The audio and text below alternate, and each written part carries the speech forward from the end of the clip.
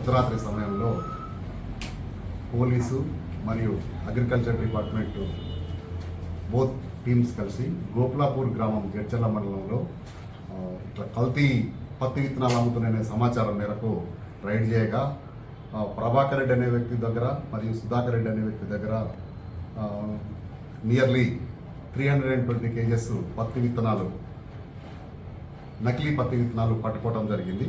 వీటి విలువ అందాజా 3.5 లక్షల వరకు ఉంటుంది. సో వాటిని సీజ్ చేసి తీసుకొచ్చాము. తర్వాత వాటిని టెస్ట్ ల్యాబ్కు పంపించి ల్యాబ్కు పంపించడం జరిగింది. దీంట్లో agriculture department and police department ఇద్దరు సహకారంతో ఇది చేయడం జరిగింది. ఈ మహబూబ్నగర్ జిల్లాలో నకిలీ పత్తి విత్తనాలని అరికట్టడం కోసము కలెక్టర్, ఎస్పీ గారి ఆధ్వర్యంలో టోటల్గా ఒక 15 మండల్ టీమ్స్ మరియు ఒక డిస్ట్రిక్ట్ టీము ఏర్పాటు చేయడం జరిగింది.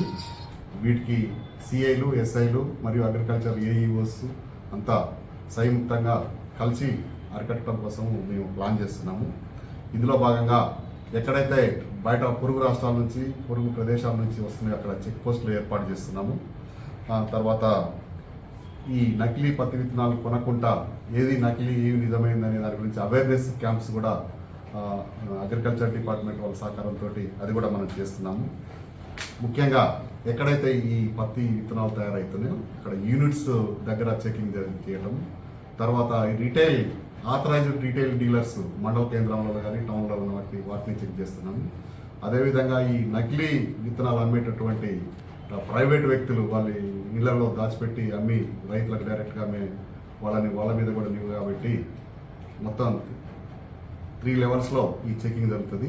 100% మేము ఈ సీజన్లో రైతులు నకిలీ పత్తి విత్తనాలు కానీ మరి ఏవి ఇతర విత్తనాలు కానీ కొని నష్టపోకుండా చూస్తానికి మా వంతు మేము ప్రయత్నం చేయడం జరిగింది. పట్టుబడ్డ నిందితుల మీద 2 కేసులు బుక్ చేశాము. వాళ్ళ మీద ఛార్జ్షీట్ ఫైల్ చేయడం జరిగింది. ఒక హిస్టరీ కూడా వాళ్ళకున్న ప్రీవియస్ హిస్టరీ చూసి కూడా అవసరమైతే పీడీ యాక్ట్ నమోదు చేస్తానికి కూడా మేము సిద్ధంగా ఉన్నాం. అదేవిధంగా ఈ వీటిని విత్తనాలను అరికట్టే భాగంగా ప్రీవియస్ అఫెండర్స్ ఎవరైతే ఇన్వాల్వ్ ఉన్నారో వాళ్ళని మెజిస్ట్రేట్ ముందర బైండ్ ఓవర్ చేసి ఫర్దర్గా అఫెన్షన్ చేయడానికి మేము చర్యలు తీసుకుంటున్నాము. పాత కేసులు కూడా ఇమీడియట్గా విచారణ జరిగి వాళ్ళకి శిక్ష పడేలాగా కూడా చూస్తున్నాం. పారామీటర్స్ ప్రకారం కిందకి వస్తే తప్పనిసరిగా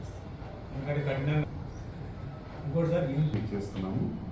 వచ్చే వాటిని అరికట్టడానికి మేము మా వంతు ప్రయత్నం మేము చేస్తున్నాం జరిగింది. అది కూడా వాటి మీద కూడా ప్రత్యేకమైన శ్రద్ధ పెట్టి చేసి వాటిని రాకుండా కూడా నిరోధిస్తానికి చర్యలు తీసుకుంటాం.